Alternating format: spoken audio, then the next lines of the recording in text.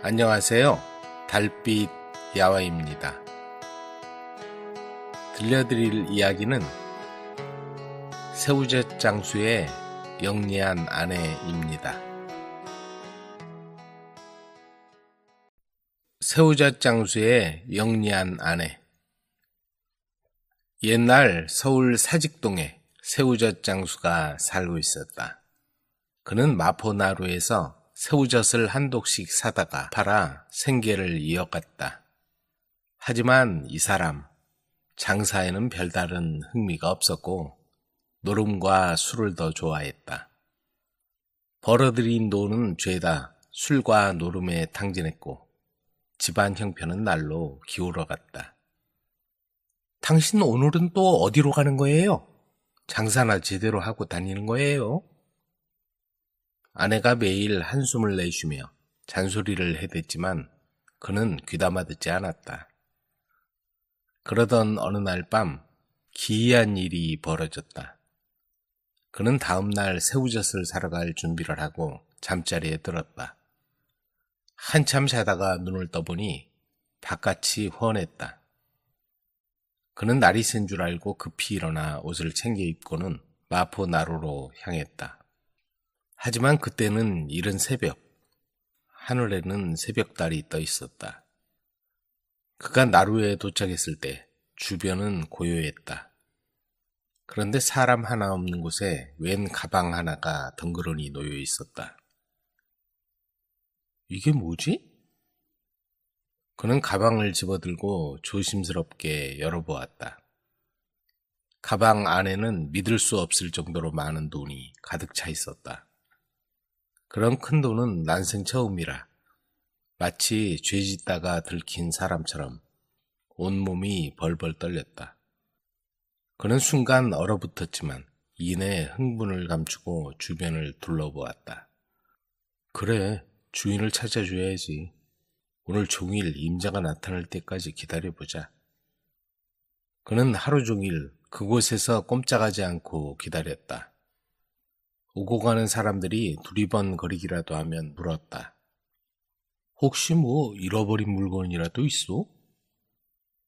하지만 저녁 때가 되도록 잃어버린 돈가방을 찾는 이는 아무도 없었다. 날이 어둑어둑해지자 그는 생각했다. 나도 할 만큼 했어. 이 돈은 하늘이 나에게 준 선물이야. 그는 가방을 단단히 붙들고 집으로 갔다. 가슴이 두근거렸지만 발걸음이 가벼웠다. 집에 도착한 그는 아내에게 자초지종을 말했다.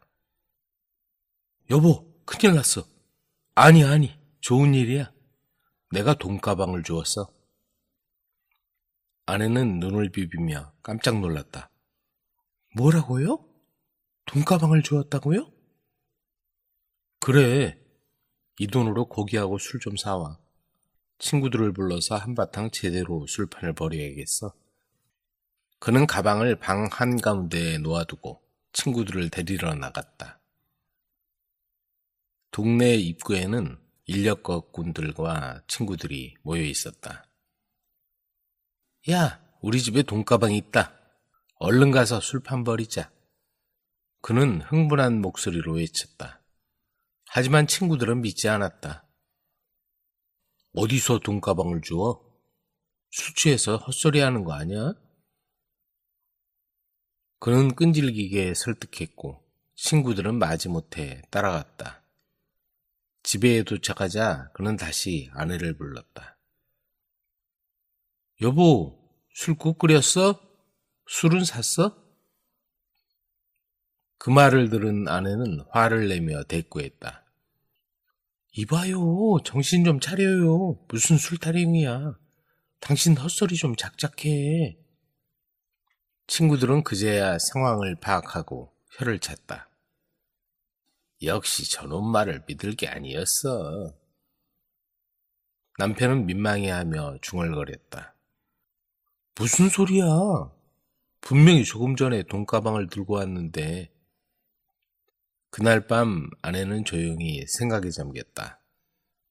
돈은 갑자기 생겼다 없어지는 법이지만 제대로 쓰면 기회를 만들 수 있다는 생각이 들었다. 그녀는 남편이 자는 틈을 타 돈가방을 단단히 숨겼다. 다음날 그녀는 시장으로 나가 조금씩 물건을 사서 장사를 시작했다. 처음에는 사탕 몇 개, 과일 몇 알을 파는 작은 좌판으로 시작했다. 그리고는 하루하루 물건을 더 가져다 놓고 꾸준히 장사를 했다. 그녀는 한 푼 두 푼을 아끼고 부지런히 일했다. 몇 년이 지나자 동네 사람들은 아내의 이름을 모르는 이가 없을 정도였다. 저 집 대단하다. 장사를 얼마나 잘하면 가게까지 차렸을까? 마침내 그녀는 번듯한 가게를 열고 큰돈을 벌기 시작했다. 그녀의 상술과 성실함은 동네에서도 유명해졌다. 반면 남편은 자신의 무능함과 방탕함을 뒤늦게 깨달았다. 내가 지금까지 뭐 한 거지? 술과 노름으로 허송세월만 보냈구나. 이제라도 정신 차려야 해. 술과 노름으로 허송세월을 보낸 날들을 후회하며 이제는 아내를 도와야겠다는 다짐을 했다. 여보, 내가 그동안 잘못했어. 이제부터는 당신을 도울게. 그는 아내의 일손을 돕기 시작했고 둘은 함께 가게를 더욱 번창시켰다. 이렇게 새우젓 장수의 아내는 그 집안을 다시 일으켰다. 그녀의 지혜와 끈기가 없었다면 불가능했을 일이었다. 사람들은 그녀를 입이 마르도록 칭찬하며 말했다. 진정한 복은 하늘에서 떨어지는 게 아니라 스스로 만드는 거야. 하늘에서 내려준 기막힌 복. 어느덧 해는 서산으로 지고 있었다. 아직 초가을이지만 밤바람은 서늘하다 못해 차가운 기운이 살갗에 스며들었다. 뒷산에서 들리는 이름 모를 산새의 울음소리가 음울한 밤 분위기를 한층 더해주고 있었다. 방 안에 모인 사람들의 얼굴에는 잔뜩 슬픔이 어려 있었다. 홍직원의 아들이 몸부림을 치며 비통하게 울부짖었다. 아버지, 이대로 가시면 안 됩니다. 누워있는 남자가 힘없이 말했다. 슬퍼하지 말아라. 다 하늘의 뜻이야. 어머니 잘 모시고 어려운 사람을 보면 내일처럼 도우며 살도록 해라. 목소리가 꺼질 듯 했다. 아버지, 아버지. 아들은 슬픔이 복받쳐 말끝을 맺지 못하고 울먹였다. 옆에 있던 아내가 남편의 손을 꼭 잡고는 눈물만 흘리고 있었다. 영감, 이렇게 떠나면 어떡해요? 홍직원은 아내의 얼굴을 바라보며 입가에 엷은 미소를 지었다. 여보, 그동안 고생 많았소. 고마웠소. 홍직원은 마지막 힘을 내서 가족들을 둘러보고는 조용히 눈을 감았다. 그는 생전에 관상감에서 일하며 나라의 중요한 풍수를 맡아보았고 자리에서 물러난 뒤에는 해박한 지식으로 신분 귀천을 막론하고 좋은 묘자리를 잡아주었다. 하지만 정작 자기가 누울 자리는 마련하지 못하고 숨을 거둔 것이었다. 남의 자리는 다 잡아주었는데 정작 당신이 누울 자리는 정하지 못하셨으니 아들은 지관으로 명성을 떨친 아버지의 묘자리를 정하지 못한 것이 죄스러웠다. 그래서 급한 대로 우선 집 근처에 모시고 나서 명당을 찾아 나서기로 마음먹었다. 평소에 어깨노모라도 배워두었더라면 좋았을 것을 아무것도 모르니. 아들은 풍수지리 분야에서 아버지와 쌍벽을 이루던 이지관을 찾아갔다. 홍지관 어른의 아들 홍인섭이라 하옵니다. 얼마 전에 돌아가셨다는 소식은 들었네. 어르신은 잘 모셨나? 인섭은 찾아온 이유를 소상히 말했다. 나한테 명당 자리를 알아봐 달라는 얘긴가? 이주관은 한참 생각하더니 말을 꺼냈다. 명당은 하늘이 내려주시는 거라네. 지관은 그걸 찾아내는 것뿐이지. 그리고는 아버지가 물려준 재산을 팔아 어려운 사람들을 찾아서 덕을 베풀면 하늘이 명당을 정해주실 거라는 얘기를 했다. 인섭은 집으로 돌아와 아버지의 유언을 떠올리고는 재산을 팔아 주변에 헐벗고 불쌍한 사람들을 돌아보았다. 그동안 무관심한 눈으로 바라보았을 때는 보이지 않던 세상의 어두운 부분이 인섭의 눈에 보이기 시작했다. 도움의 손길이 필요한 사람이 너무도 많은 것이다. 우선 길모퉁이에서 떨고 있는 노인이 눈에 띄었다. 어르신, 시장하시죠?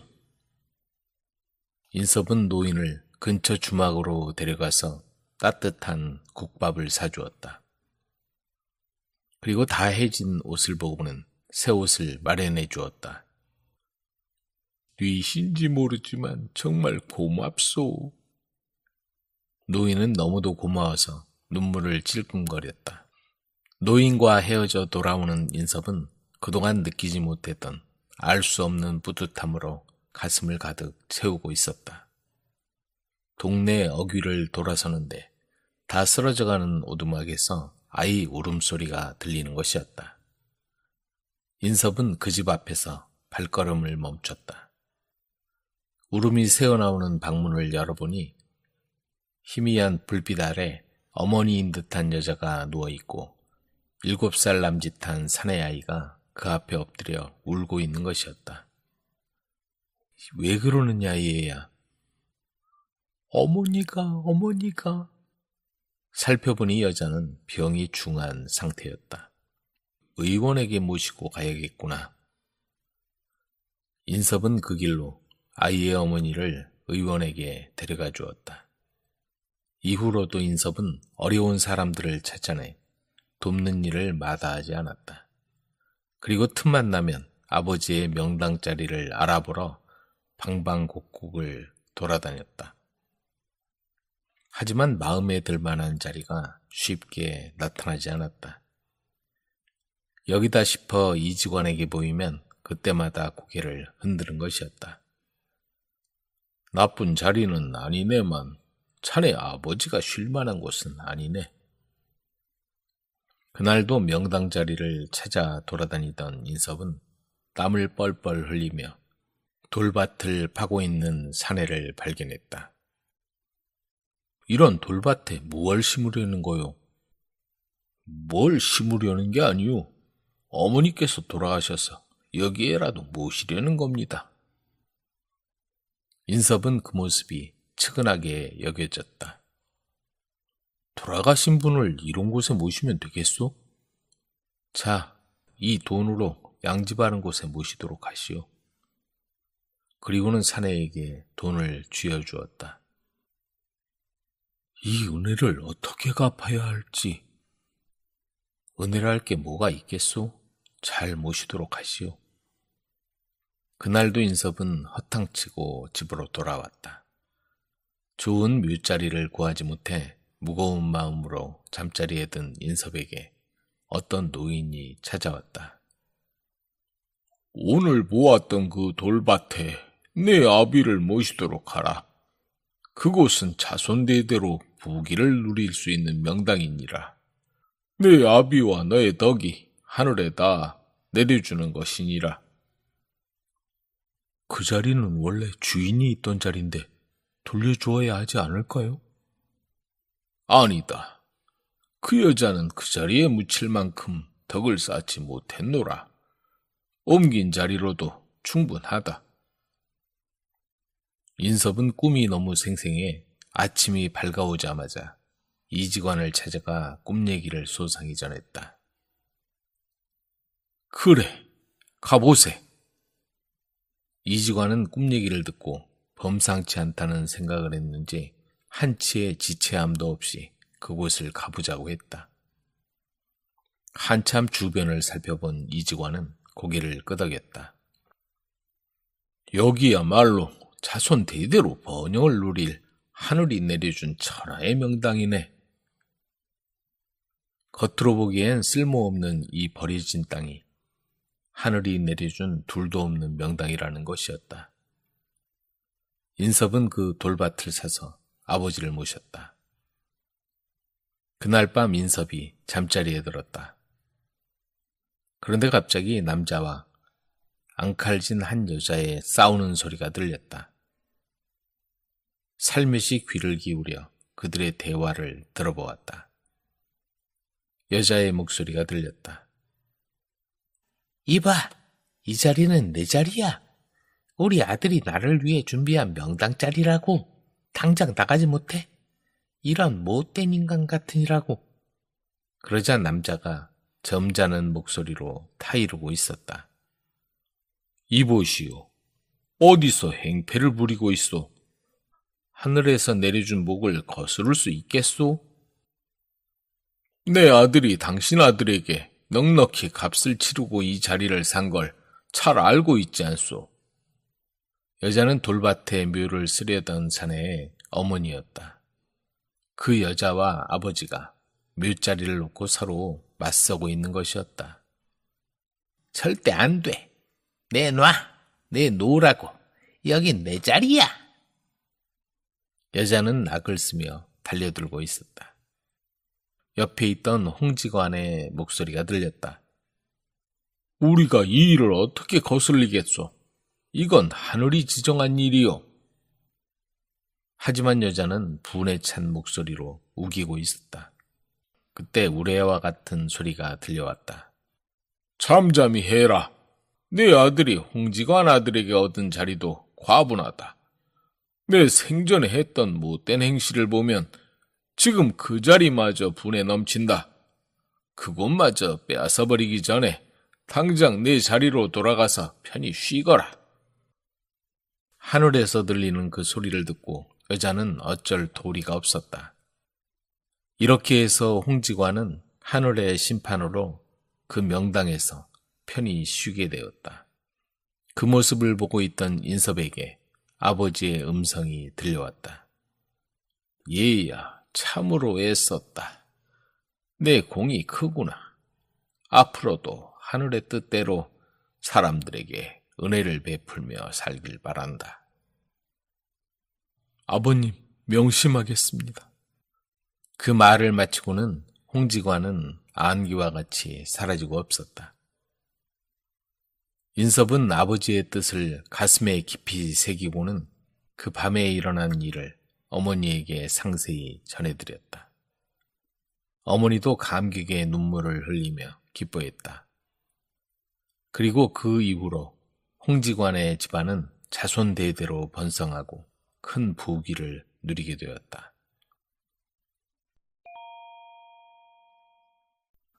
수상한 신부. 어느 마을에 형제가 살았다. 형은 어느덧 장가들 나이가 되었고 동생은 늦둥이라서 형과 나이 차가 많았다. 형은 집안끼리 정한 대로 아내를 맡게 되었다. 이웃 마을에 사는 선비의 딸로 매파는 참한 처자라며 입에 침이 마르도록 칭찬을 해댔다. 매파의 말대로 그 집 딸은 미모가 빼어나고 참하다고 근동의 소문이 자자했다. 하지만 선비의 집은 딸로 인해 걱정이 태산 같았다. 언제부턴지 딸의 행동이 수상했다. 그렇게 참하던 딸이 저녁만 먹으면 살그머니 집을 빠져나가는 거였다. 행동이 하도 이상해서 어느 날엔가 오빠가 동생의 뒤를 밟았는데 동생이 도착한 곳은 밤에는 인적이 뜸한 누각이었다. 동생은 남들의 눈을 피해 으슥한 곳에서 허우대는 멀쩡하지만 마을에서 소문난 놈팡이를 만나고 있었다. 그 모습을 본 오빠는 아연실색했다.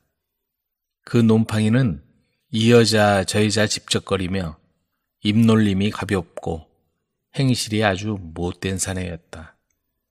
세상 물정 모르던 동생은 그 사내의 꿰매 빠져 만남을 이어가고 있던 것이다. 오빠는 그 모습을 보고 열이 올라 동생의 팔을 낚아채서 질질 끌고 왔다. 그 사실을 안 부모는 큰 걱정거리가 생겼다. 관연한 딸의 행실이 밖에 알려지기라도 하면 큰일이었다. 그래서 온 식구가 나서서 딸의 행동을 감시하며 낮이고 밤이고 절대로 외부 출입을 못하도록 막았었다. 그리고 매파를 불러 괜찮은 총각을 물색해 급하게 결혼을 서둘렀다. 형의 부모들도 매파가 주선한 선비의 딸이 마음에 들었다.婚礼를 앞두고 있던 형은 아내 될 사람이 궁금했다. 어떤 여자일까? 얼굴도 곱고 마음씨도 착하겠지? 한편 어린 동생은 날이 어두워지는 줄도 모르고 친구들과 어울려 뒷산에 올라가 연을 날리며 놀고 있었다. 그런데 연줄이 끊어져 그만 연이 저만치 떨어져 어느 집 지붕 위에 내려앉았다. 해는 저물어 땅거미가 뉘엿뉘엿 내려오는데 동생은 연을 찾으러 그 집으로 다가갔다. 담장 앞에 이르자 어둑어둑한 담장 밑에서 남녀가 속삭이는 소리가 들렸다. 그 사내는 여자가 시집 간다는 말을 듣고 사람을 시켜 만날 시간을 여자에게 전달하고 살그머니 찾아온 것이다. 딸은 가족들의 말에 마음을 잡고 그 놈팡이와 헤어지려고 생각했다. 이제 내일 모레면 난 시집가. 이제 우리 만날 수 없어. 이렇게 헤어질 순 없어. 우리 도망가자. 딸은 그 말을 듣고는 사내에게 사정했다. 이제 우리 헤어지자. 우리 인연은 여기까지인가 봐. 그러자 사내는 그렇다면 첫날 밤에 숨어 있다가 그 남자를 해칠 수밖에 없어. 여자는 사내에게 그러지 말고 자기를 잊어달라고 사정했다. 그러나 사내는 여자의 말은 안중에도 없는 듯 보였다. 그리고는 뒤도 돌아보지 않고 떠나버렸다. 남자가 떠나자 여자는 한참 동안 그 자리에 서 있다가 힘없이 집으로 들어가는 거였다. 동생은 살금살금 안으로 들어가 지붕 끝에 매달린 연줄을 당겨서 연을 내려 집으로 돌아왔다. 동생은 잠자리에서 그 집에서 들었던 두 사람의 대화를 떠올렸다. 다음 날 뒷동산에서 연을 날리면서도 저만치 그 집 지붕이 보이자 두 사람의 말이 머리에 맴돌았다. 마침내 형이 장가가는 날이었다. 아버지, 형 결혼하는데 저도 따라가겠어요. 그렇게 가고 싶으면 후행을 따라서 다녀오거라. 형을 따라간 동생은 깜짝 놀랐다. 지난번 연이 떨어진 바로 그 집이었다. 식을 치르는 동안에도 동생은 그날 들은 얘기가 온통 머리에 맴돌았다. 그렇게婚礼를 치르고 첫날 밤 신랑 신부 방문에 군데군데 구멍을 뚫고 마을 안악들이 킥킥 듣다. 마침내 모두 돌아가고 주위가 조용해졌다. 그때였다. 사람 살려요. 아이고 나 죽네.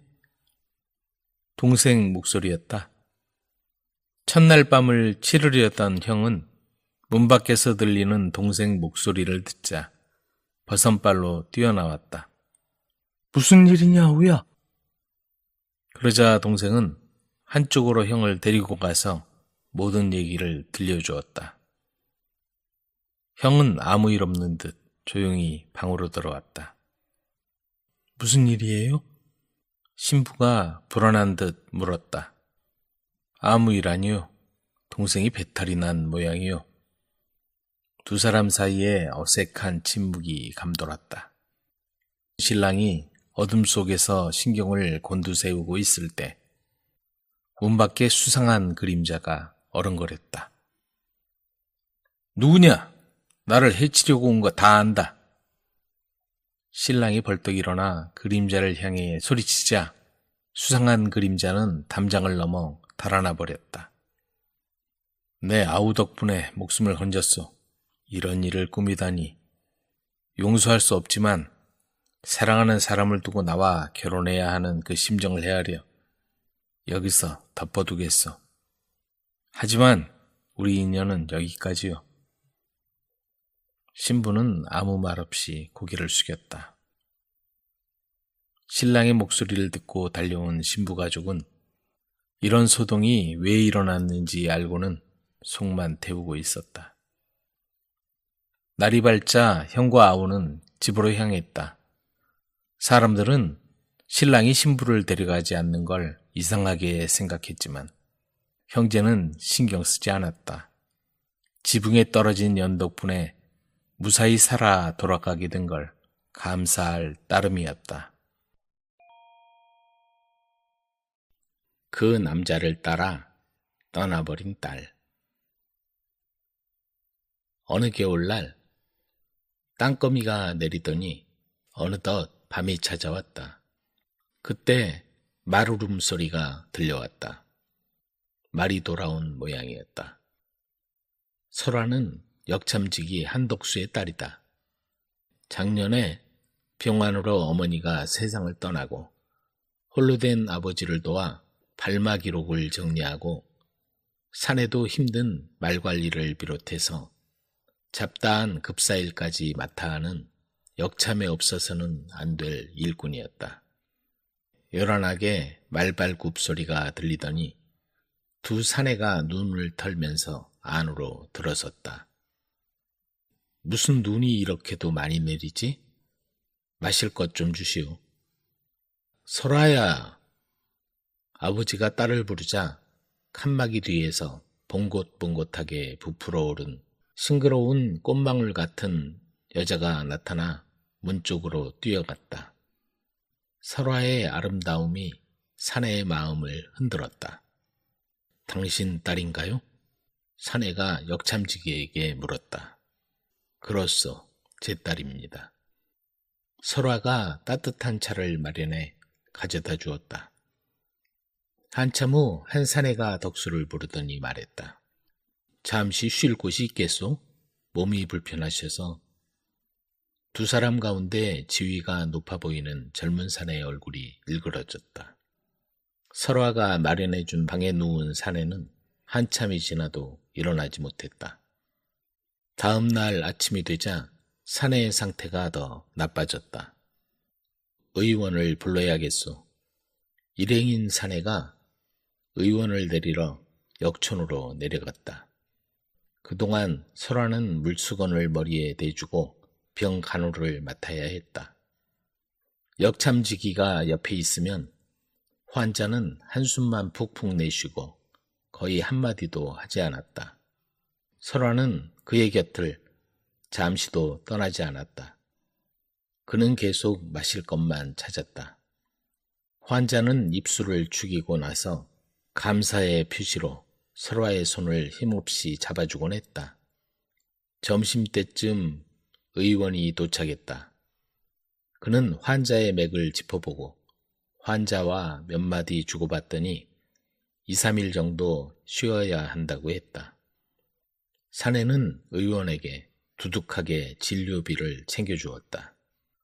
한나절이 지나자 사내는 원기를 조금씩 회복했다. 더 지체할 수 없어 일행인 사내 혼자서 말을 갈아타고 길을 떠났다. 혼자 남은 사내는 설화의 간호를 받으며 차차 원기를 회복했다. 설화가 자리를 비우자 덕수의 일이 더 바빠졌다. 설화는 무엇이 그리 재밌는지 사내 병간호를 한다고 들어가 나올 생각을 하지 않았다. 덕수가 문틈으로 바라보니 사내와 무슨 얘기를 그렇게 하는지 깨가 쏟아졌다. 사내는 다시 기운을 차렸다. 그는 놀랄 만큼 온기왕성했고 때로는 설화와 때로는 역참지기와 끊임없이 이야기를 주고받으며 역참지기의 마음을 완전히 사로잡았다. 그래서 셋째 날이 되었을 때 역참지기는 그 유쾌한 손님과 헤어지는 걸 무척 아쉬워했을 정도였다. 그는 역참지기에게 그동안의 식비와 숙박비를 넉넉히 계산한 다음 다정하게 작별을 하고 나서 설화에게도 작별을 고했다. 그러더니 장터에까지 태워다 주겠노라고 제의했다. 설화는 망설였다. 뭘 꿈을 대고 있는 거냐? 아버지가 물었다. 나리는 늑대가 아니야.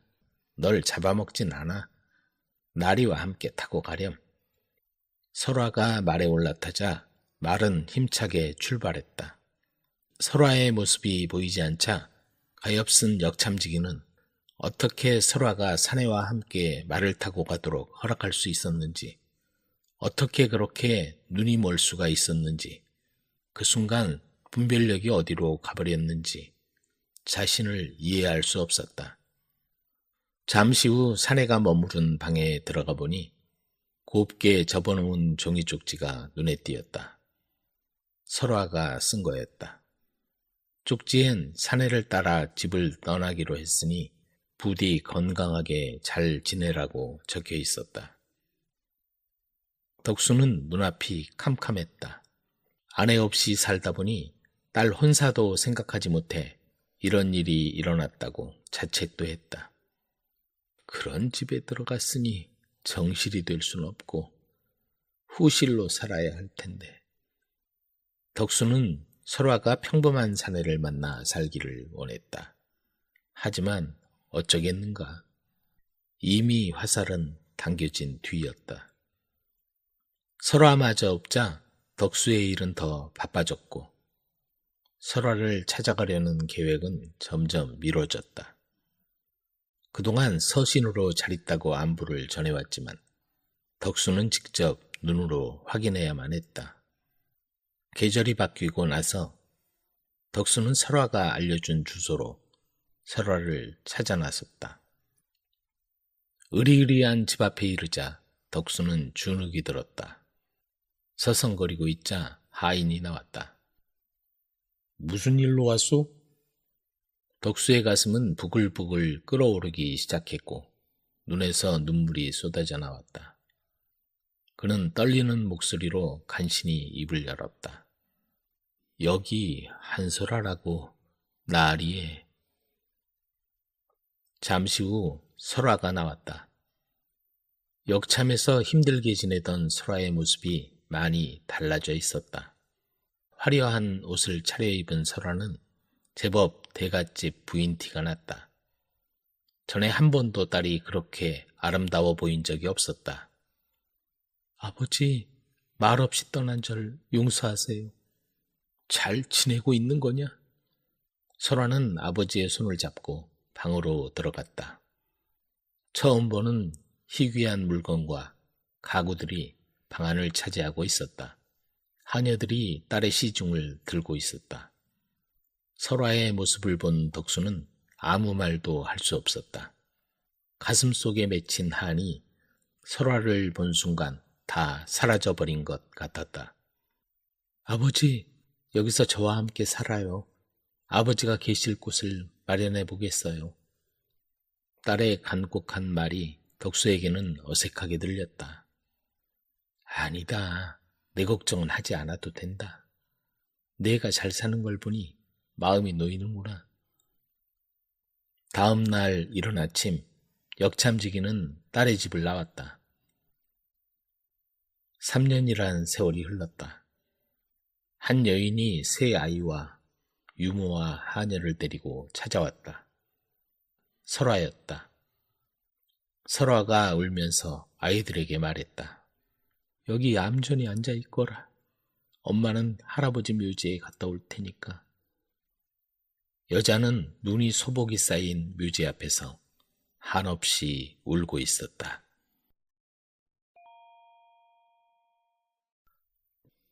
가슴에 간직한 붉은 댕기.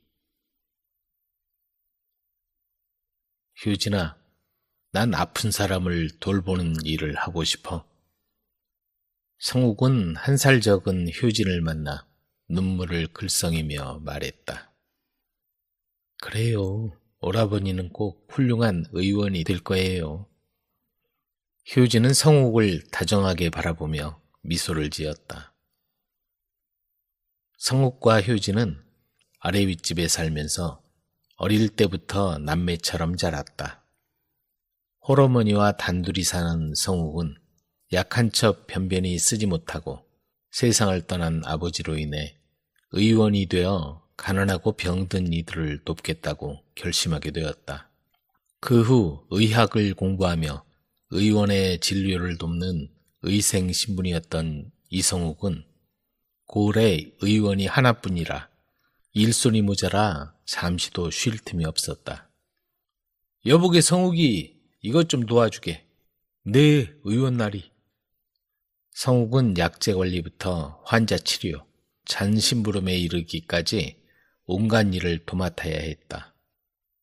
그러는 사이 양반 가문이었던 효진의 집안도 큰아버지가 역모에 가담했다는 소문이 돌면서 효진의 아버지에게도 영향을 미쳤다.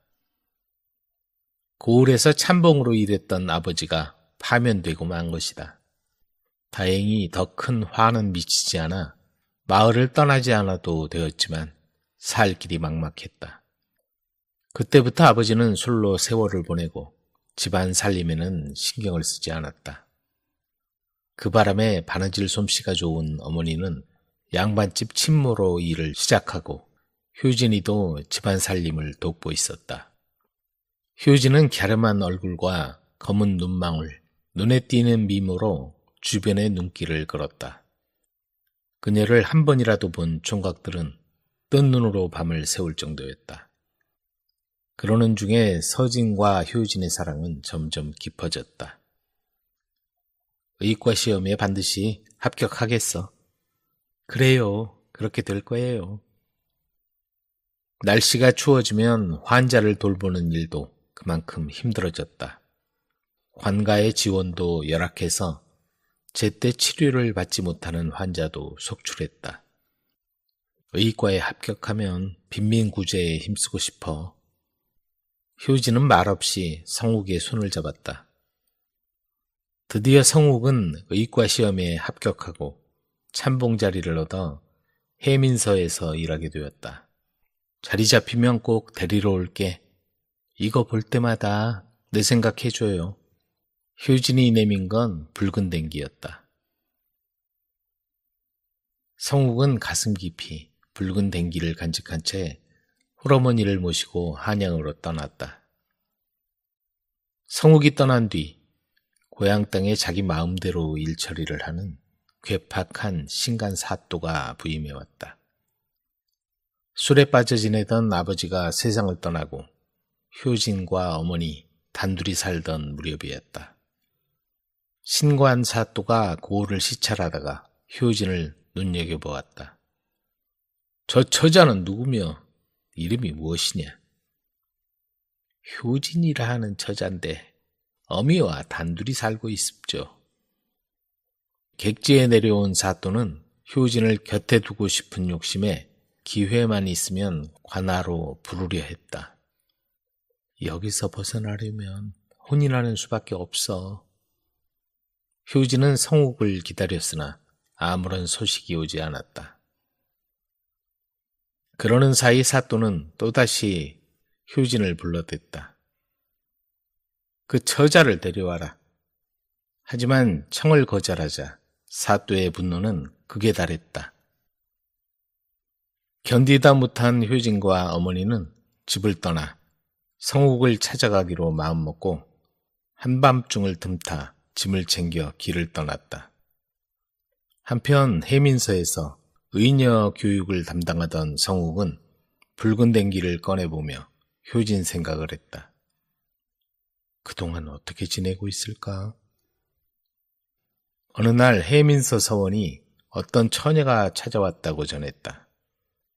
나가보니 그렇게 그리던 효진이 찾아온 것이다. 여기까지 무슨 일이냐?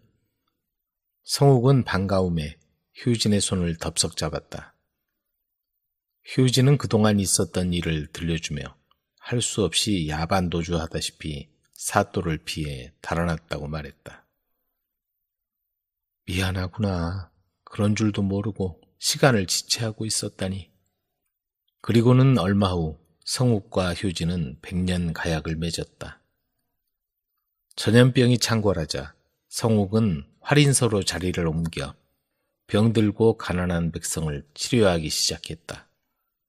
성욱은 그동안 익힌 의술로 환자 치료에 힘썼고 효진 또한 성욱을 도와 열심히 살았다. 한량이 만난 젊은 과부. 부잣집 막내 아들로 태어난 젊은 선비가 바닷가를 거닐고 있었다.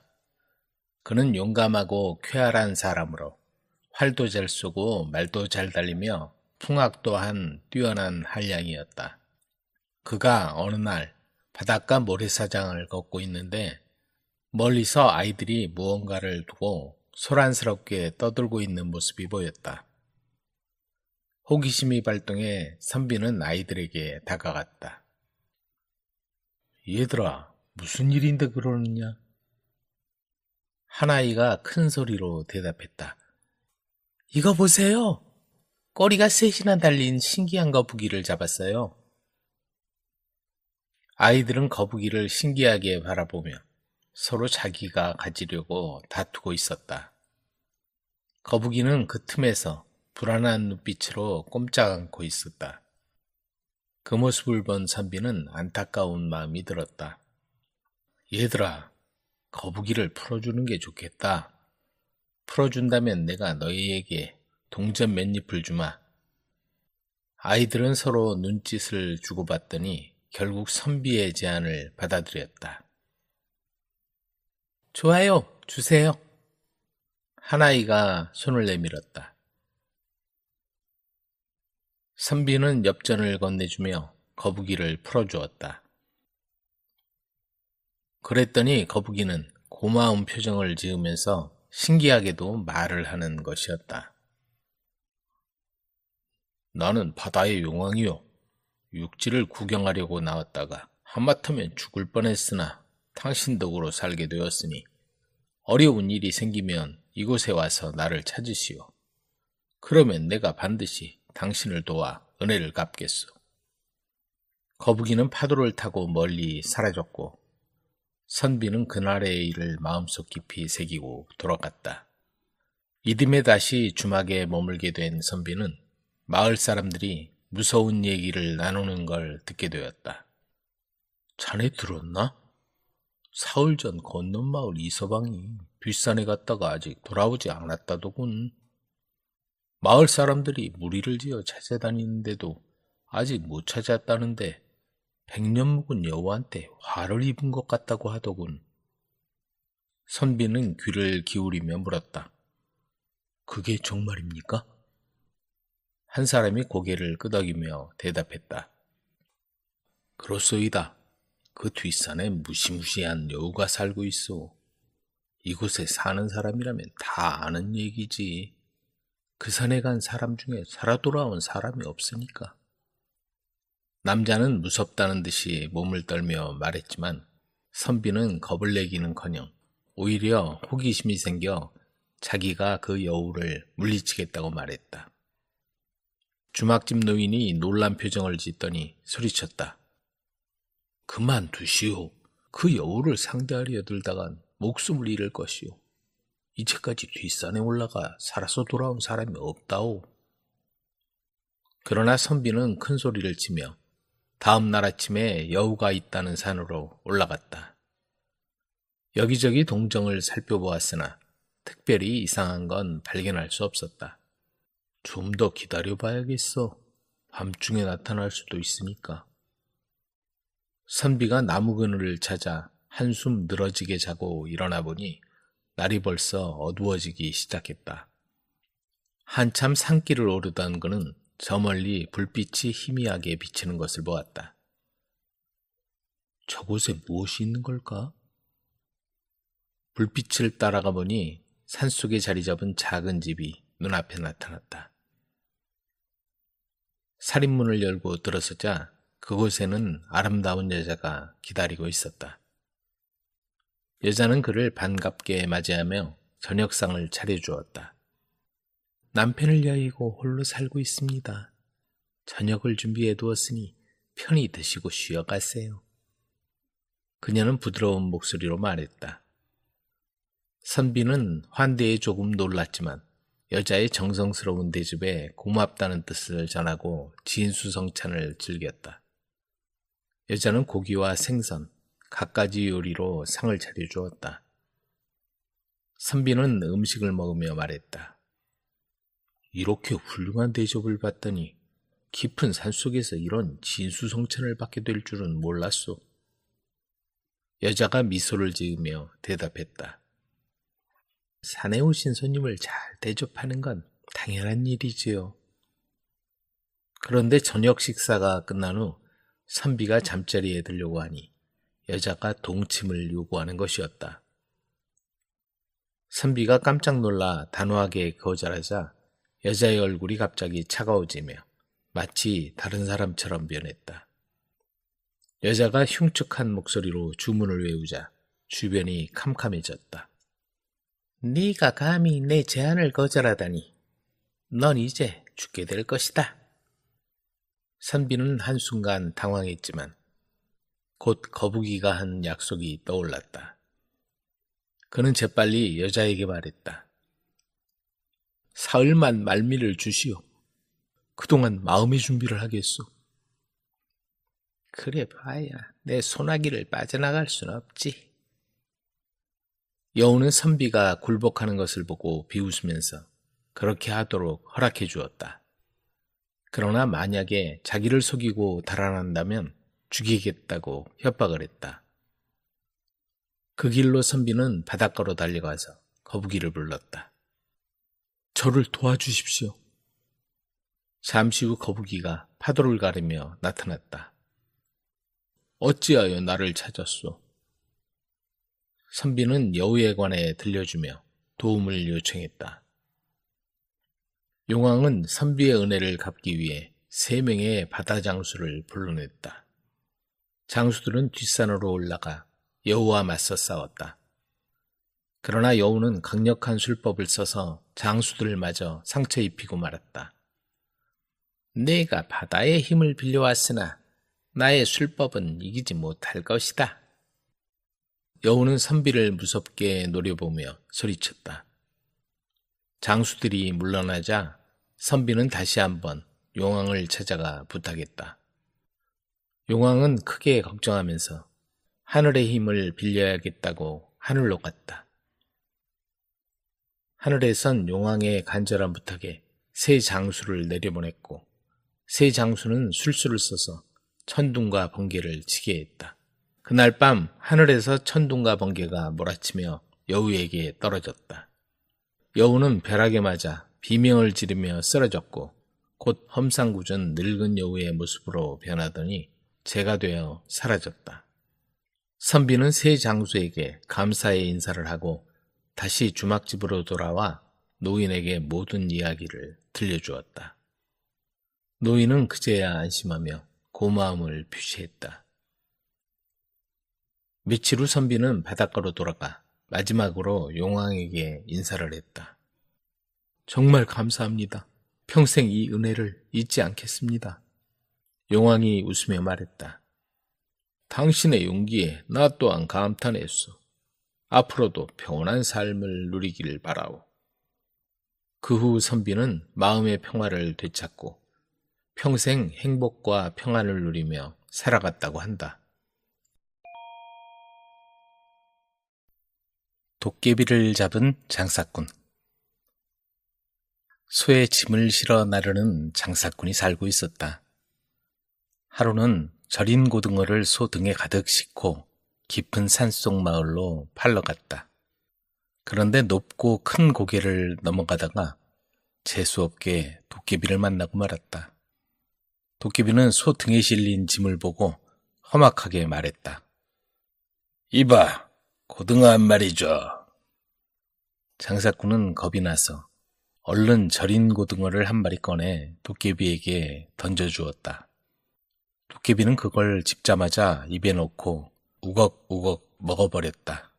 장사꾼은 도깨비가 고등어를 먹는 동안에 한 걸음이라도 멀리 달아나려고 소 공둥이를 때리며 길을 재촉했다. 하지만 소는 아랑곳하지 않고 침을 질질 흘리면서 느릿느릿 걸어갔다. 그러는 사이 도깨비가 뒤쫓아왔다. 이봐, 고등어 한 마리 더 줘. 장사꾼은 다시 고등어 한 마리를 꺼내주고는 소를 재촉했다. 이래. 빨리 가자고. 하지만 소는 사내에 애타는 마음에는 아랑곳 없이 여전히 느릿느릿 걸었다. 그러자 또 도깨비가 쫓아와서 말했다. 이야, 고등어 한 마리만 더 줘. 어쩔 수 없이 장사꾼은 그럴 때마다 고등어 한 마리씩 던져주었다. 그러다 보니 그 많던 고등어가 한 마리밖에 남지 않았다. 자, 이게 마지막이다. 장사꾼이 마지막 한 마리를 던져주었지만 도깨비는 냉큼 먹고는 또다시 쫓아왔다. 소를 다오, 소를! 장사꾼은 소를 주자니 너무 아깝고 안 주자니 도깨비가 무서워서 가만히 있었다. 그러자 도깨비가 눈을 부릅뜨며 말했다. 소를 주지 않으면 너를 잡아먹겠다. 장사꾼은 가슴이 덜컥 내려앉았다. 그래서 저도 모르게 비명을 지르고 소를 그곳에 버려두고 도망치기 시작했다. 도깨비는 소를 순식간에 먹어치우더니 또다시 쫓아왔다. 이번엔 내 놈을 잡아먹겠다. 장사꾼은 뒤도 안 돌아보고 달아나기 시작했다. 그러다가 큰 연못가에 닿았는데 둑 위에 큰 나무가 서 있었다. 지친 장사꾼은 급한 김에 그 나무 위로 기어 올라갔다. 하지만 나무 아래쪽에 나뭇잎이 없어서 밑에서 보면 위가 훤히 보였다. 이제 어쩔 도리가 없었다. 게다가 도깨비 발소리가 점점 가까이 들려오고 있었다. 장사꾼은 나무 꼭대기에 앉아서 아래쪽을 내려다보다가 깜짝 놀랐다.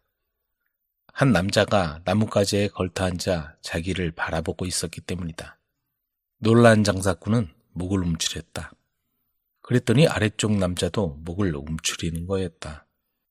이상한 생각이 들어 장사꾼이 목을 늘어뜨려 보았더니 그 남자도 똑같이 목을 늘어뜨리는 게 아닌가.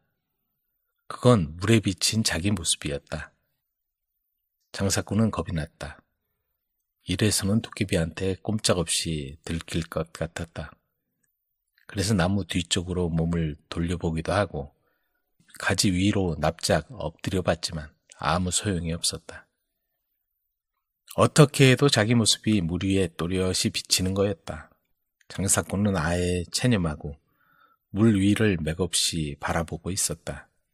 바로 그때 도깨비가 숨을 헐떡이면서 뛰어오더니 연못가에 서서 큰 입을 벌려 웃기 시작했다.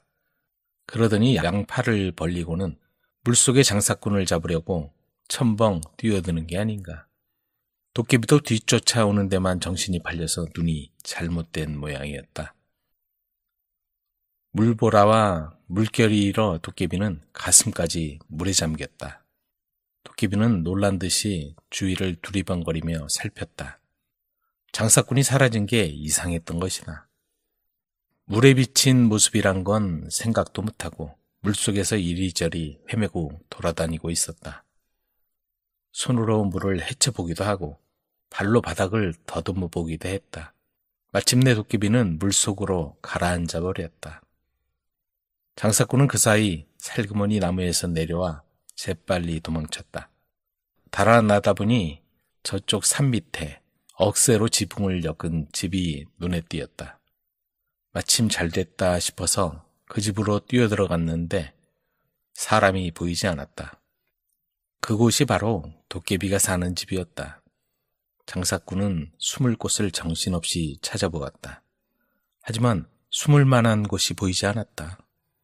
초조해서 발을 동동 구르고 있는데 밖에서 발소리가 들려왔다. 도깨비가 돌아온 거였다. 장사꾼은 어쩔 수 없이 천정으로 올라가 대들보 사이에 몸을 웅크리고 숨었다. 그리고 가만히 아래를 내려다보았다. 도깨비가 문을 열고 들어오고 있었다. 오늘은 고약한 장사꾼을 상대하느라 정말 지쳤어. 도깨비는 중얼거리고는 곧장 난로 쪽으로 가서 불을 피웠다. 한참 동안 몸을 말리더니 이번엔 떡을 꺼내다가 벌겋게 닿는 숯불 위에 올려놓고 굽기 시작했다. 도깨비는 몸이 따뜻해지자 피로가 몰려오는지 졸기 시작했다.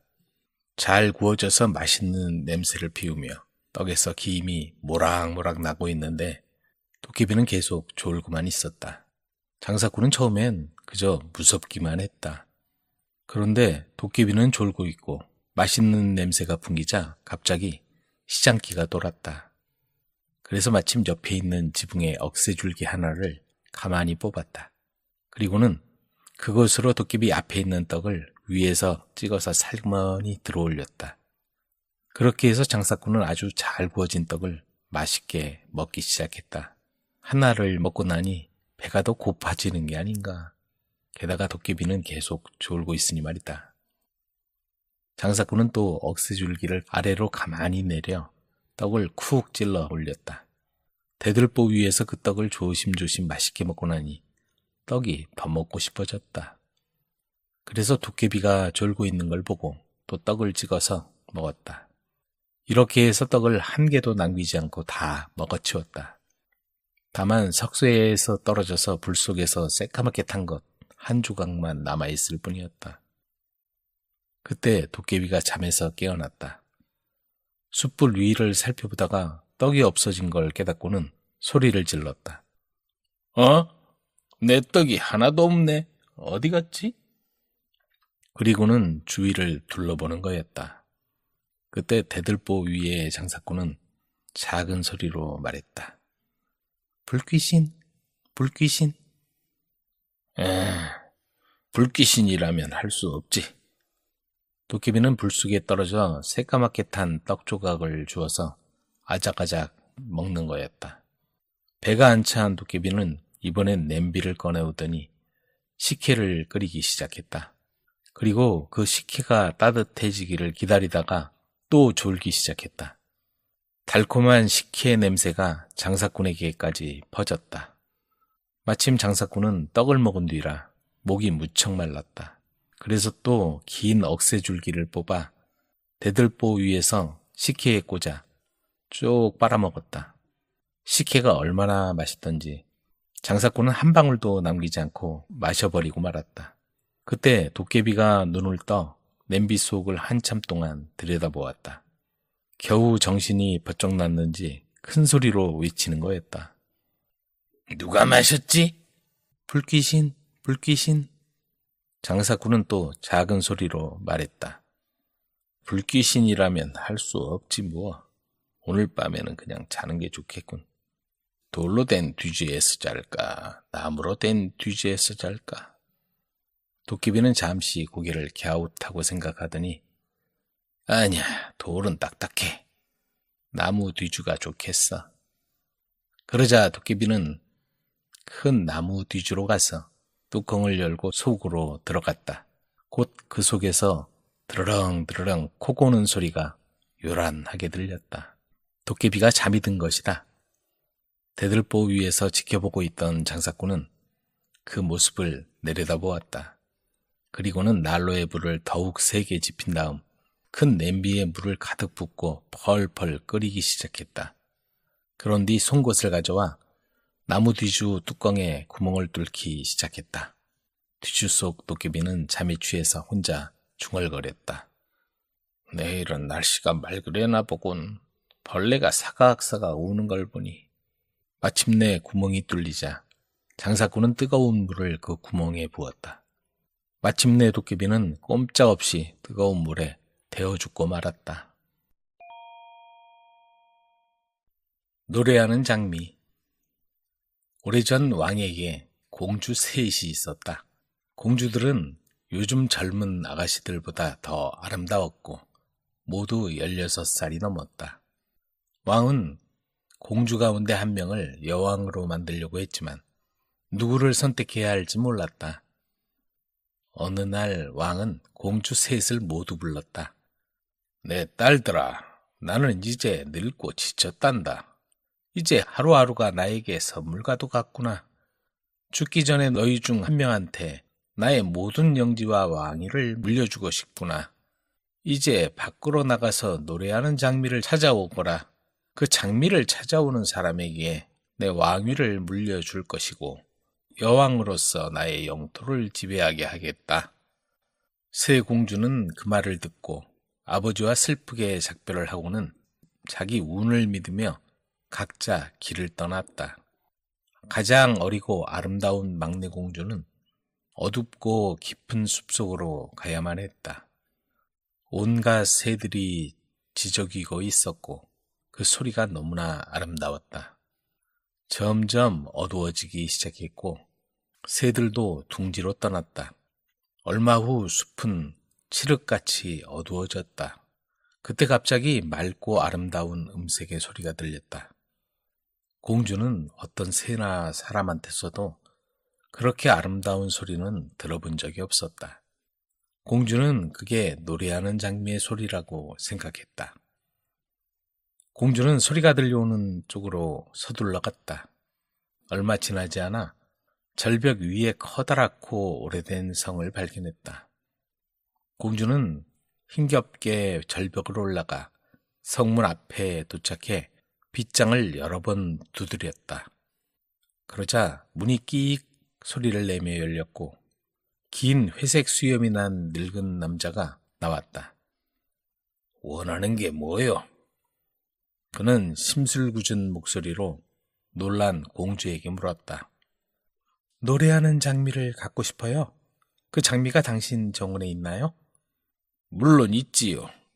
늙은 남자가 대답했다. 제가 그 장미를 가지려면 무엇을 하면 되죠? 노래하는 장미를 위해서는 아무것도 주지 않아도 돼요. 당장 그걸 가져가요. 그렇지만 그 대가로 당신은 7년 후에 이 성으로 와야 합니다. 그러면 그 귀중한 장미를 주세요. 공주는 신이 나서 말했다. 그녀는 장미와 왕국밖에는 관심이 없었기 때문에 7년 후에 일어날 일에 관해서는 신중하게 생각할 수가 없었다. 그 노인은 성으로 들어가 곧 활짝 핀 장미를 가져왔다. 그 장미는 너무나 아름답게 노래를 불렀고 공주의 가슴은 기뻐서 콩닥콩닥 뛰었다. 그녀는 손에 장미를 든 채 가능한 한 빨리 마치 사슴처럼 숲을 뛰어내려갔다. 노인은 그녀의 뒤에서 심각한 목소리로 말했다. 7년 후에 봅시다. 공주는 밤새도록 손에 장미를 들고 어두운 숲을 달렸다. 노래하는 장미를 가졌고 왕국이 자신의 것이 된다는 기쁨으로 공주는 무서움도 느끼지 못했다. 장미는 쉬지 않고 노래를 불렀고 성이 가까워질수록 더욱 낭낭하고 아름답게 노래를 불렀다. 공주는 성에 도착해 아버지에게 그동안 있었던 일을 모두 들려주었다. 장미는 아름답게 노래 부르고 있었다. 성 전체가 기쁨에 뒤덮였고 왕은 축하 의식을 열었다. 곧 두 언니도 돌아왔다. 언니들은 아무것도 찾지 못했고 빈손으로 집에 돌아와야 했다. 그리고 장미를 가지고 왔던 막내 공주는 아버지가 살아있었지만 여왕이 되었다. 왕의 가족들은 아름답고 즐거운 나날을 보냈다. 시간이 흘러 마침내 7년이 지났다. 7년이 지나 8년이 된 첫 번째 날, 노인이 왕 앞에 나타나 노래하는 장미를 가져간 딸을 달라고 했다. 왕은 첫째 공주를 노인에게 데려다 주었다. 그러자 노인은 고개를 흔들며 그녀가 아닙니다 하고 말했다. 왕은 노인이 속임수에 넘어가지 않는다는 걸 알아채고는 가슴을 치며 가장 젊고 사랑스러운 공주를 넘겨주었다. 공주는 이제 회색 수염을 가진 노인을 따라 성으로 가야 했다. 그녀가 그에게 노래하는 장미를 얻었기 때문이다. 공주는 성에서 이 늙은 주인 말고 아무도 없다는 생각에 슬픔에 잠겼다. 시간이 흐를수록 그녀는 아버지와 언니들이 그리웠다. 성에는 아주 많은 보석이 있었지만 공주의 사랑하는 가족들이 없었기 때문에 그녀의 기분은 좋아지지 않았다. 그녀는 항상 고향을 생각하며 보냈다. 성의 모든 문과 창문은 굳게 잠겨 있었고 노인은 그녀에게 열쇠 한 개도 내주지 않았다. 어느 날 그녀는 첫째 언니가 성 근처의 왕자와 며칠 안에 결혼식을 올린다는 소식을 듣게 되었다. 두근거리는 가슴을 안고 그녀는 노인에게 가서 언니 결혼식에 참석할 수 있게 해달라고 부탁했다. 가게 해주지. 하지만 결혼식 내내 한 번도 웃지 마라.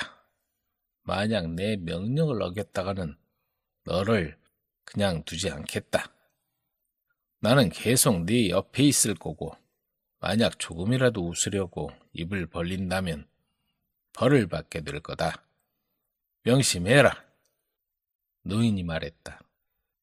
공주는 지키기 쉬울 거라고 생각했다. 그리고 결혼식 날이 되자 그녀는 회색 수염이 있는 노인과 함께 결혼식장에 나타났다. 너무나 오랜만에 딸을 만난 왕은 기쁨에 휩싸였다. 그녀는 매우 행복했지만 노인의 명령을 잊지 않고 단 한 번도 웃지 않았다. 그날 밤 그녀는 사랑하는 가족을 떠나 그 노인과 함께 외로운 성으로 슬프게 돌아왔다. 단조로운 그녀의 삶이 또 시작되었고 불쌍한 공주는 이 시간이 끝나기를 항상 기도했다. 두 번째 언니가 곧 결혼한다는 소식을 들었다. 그 소식은 다시 한번 그녀의 가슴을 두근거리게 했고 노인에게 가서 언니 결혼식에 참석할 수 있게 해달라고 부탁했다. 가게 해주지. 하지만 이번에는 결혼식 동안 단 한 번도 말을 하면 안 된다. 이번에도 나는 계속 내 옆에서 감시할 것이다. 노인이 말했다. 공주는 이것도 지키기 쉬울 것으로 생각했다. 그리고 결혼식 날이 되자 회색 수염이 있는 노인과 함께 결혼식장에 나타났다. 너무나 오랜만에 딸을 본 왕은 몹시 기뻤다. 모든 사람이 밖으로 나와 그녀를 맞이했다. 그들은 그녀를 환영하며 이것저것 물어보았다. 그녀는 말을 못하는 척하면서 아름다운 입술 사이로 단 한마디도 새어나가지 못하게 했다. 하지만 이번엔 저번처럼 약속을 지키지 못하고 저녁 식사 시간에 모두 다정히 말하는 걸 보고는 아주 짧은 말 한마디가 튀어나왔다. 노인은 재빨리 뛰어와 그녀의 손을 잡고 연회장을 나와서 그녀를 외로운 성으로 데리고 갔다. 성엔 아주 많은 보석이 있었지만 공주는 보석엔 관심이 없었다. 어느 날 그녀가 장미가 탐스럽게 피어서 노래하는 정원을 슬프게 걷고 있을 때 노인이 말했다. 여왕이여, 만약 내일 12시가 되면 내 목을 3번 치시오. 그러면 이 성 안의 모든 것이 당신 것이 되고 당신은 영원히 자유로워질 것이오. 공주는 노인의 말을 듣고 위험을 무릅쓰고 실행하기로 했다. 그 다음 날이 되자 노인은 12시 조금 전에 나타나 목을 내놓았다. 그녀는 허리에 차고 있던 칼을 뽑아서 성의 시계가 울릴 때마다 칼을 3번 내리쳤다. 그러자 놀랍게도 피가 흐르는 대신에 머리에서 열쇠가 떨어졌다. 그건 성 안의 모든 문과 창고를 열 수 있는 열쇠였다. 그곳에서 그녀는 수많은 값진 보석들을 발견했고 부자가 되어 영원히 자유롭게 살았다.